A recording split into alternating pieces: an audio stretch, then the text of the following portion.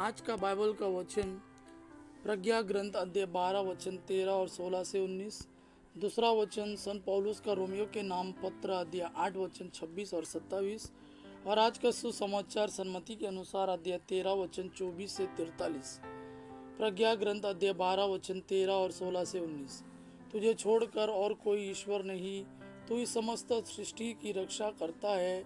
यह आवश्यक नहीं कि तू किसी को इसका प्रमाण दे कि तेरे निर्णय सही है।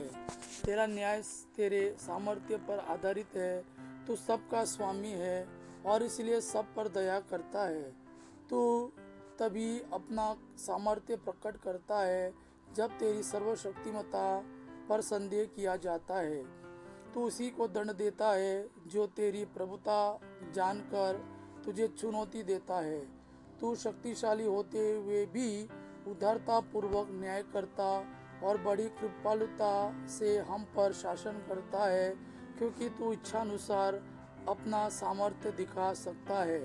इस प्रकार तूने अपनी प्रजा को यह शिक्षा दी कि धर्मी को अपने भाइयों के प्रति सहृदय होना चाहिए, और तूने अपने पुत्रों को यह भरोसा दिलाया कि पाप के बाद तू उन्हें पश्चाताप का अवसर देगा।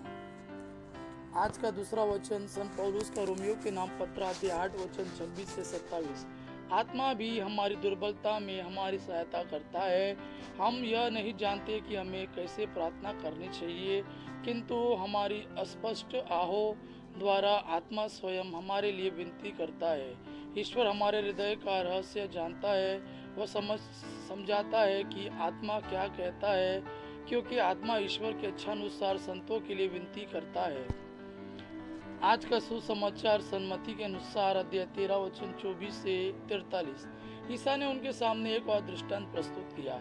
स्वर्ग का राज्य उस मनुष्य के सदृश है जिसने अपने खेत में अच्छा बीज बोया था, परंतु जब लोग सो रहे थे तो उसका बैरी आया और गेहूं में जंगली बीज बो कर चला गया। जब अंकुर फूटा और बालें लगी, तब जंगली बीज भी दिखाई पड़ा। इस पर नौकरों ने आकर स्वामी से कहा, मालिक, क्या आपने अपने खेत में अच्छा बीज नहीं बोया था? उसमें जंगली बीज कहाँ से आ पड़ा? स्वामी ने उससे कहा, यह किसी बैरी का काम है। तब नौकरों ने उससे पूछा, क्या आप चाहते हैं कि हम जाकर जंगली बीज बटोर ले? स्वामी ने उत्तर दिया, नहीं, कहीं ऐसा ना हो कि जंगली बीज बटोरते समय तुम गेहूं भी उखाड़ डालो। कटनी तक दोनों को साथ साथ बढ़ने दो। कटनी के समय मैं लूनने वालों से कहूँगा, पहले जंगली बीज बटोर लो और जलाने के लिए उनके गट्टे बांधो, तब गेहूं मेरे बकार में जमा करो। ईसा ने उसके सामने एक और दृष्टांत प्रस्तुत किया। स्वर्ग का राज्य राई के दाने के सदृश है, जिसे लेकर किसी मनुष्य ने अपने खेत में बोया। वह तो सब बीजों से छोटा है, परंतु बढ़कर सब पौधों से बड़ा हो जाता है और ऐसा पेड़ बनता है कि आकाश के पंछी आकर उसकी डालियों में बसेरा करते हैं। ईसा ने उन्हें एक दृष्टांत सुनाया।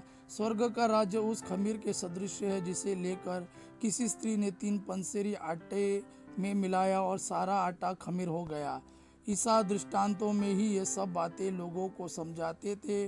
वह बिना दृष्टांत के उनसे कुछ नहीं कहते थे, जिससे नबी का यह कथन पूरा हो जाए, मैं दृष्टांतों में बोलूँगा, पृथ्वी के आरंभ से जो गुप्त रहा उसे मैं प्रकट करूँगा।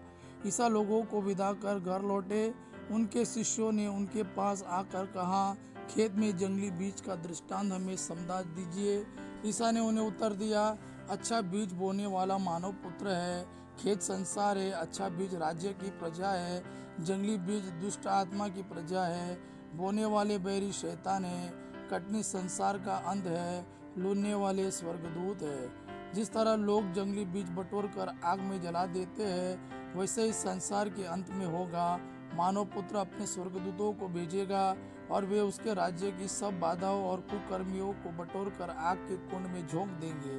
वहाँ वे लोग रोएंगे और दांत पीसते रहेंगे। तब धर्मी अपने पिता के राज्य में सूर्य की तरह चमकेंगे। जिसके कान हो वो सुन ले। यह प्रभु का वाणी है। प्रभु को धन्यवाद। अब्बा पिता की महिमा और पुत्र यीशु का प्रेम आप पर सदा सर्वदा बना रहे। आमीन।